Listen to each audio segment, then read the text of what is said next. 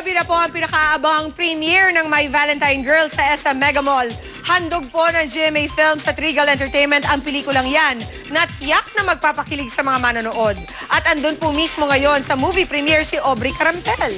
Kamusta dyan, Aubrey? Pia, sa Lunes pa ang Valentine's Day pero ramdam na ang araw ng mga puso dito sa red carpet premiere ng My Valentine Girls. Maaga pa lang ay dagsana ang fans dito sa SM Mega Mall at lahat ay excited na nag-aabang sa pagdating ng cast ng My Valentine Girls. Pinangungunahan niya ng Valentine Box Office King na si Richard Gutierrez. At hindi lang isa kundi apat ang kanyang ka-love team sa pelikula. Sina Rian Ramos, Lovie Poe, Solen Yusuf at Eugene Domingo. At dumagdag pa ang napakakulit na kapuso child wonder na si Jillian Ward. Kakaibang araw ang Valentine movie offering ngayon ng GMA Films at Regal Entertainment dahil hindi lang isa kundi tatlong love story ang magpapakilig sa atin ngayong Love Month.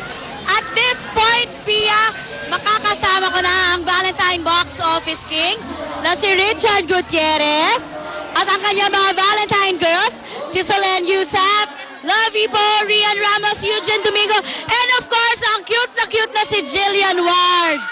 Richard, excited na for the movie? Very, very excited. Ito na yung pinakinaabangan namin, mapanood yung final product ng pelikula, and we're all very happy to be here. I want to thank everyone that's here, my co-stars, the producers, everyone. It's such a great day and I'm looking forward to it. Solen, this is your first movie. Very, very nervous but excited to see the final product also.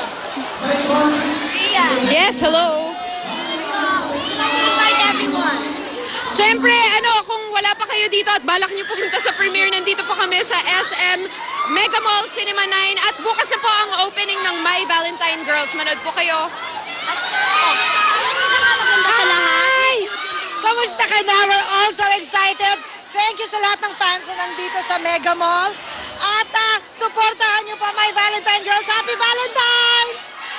Jillian! Manood pa kayo ng Valentine Girls! Happy Valentine's Day! At yan muna ang latest Pia at maya-maya lang ay magsisimula na ang Valentine Girls. Back to studio! Maraming salamat, Aubrey Carampel.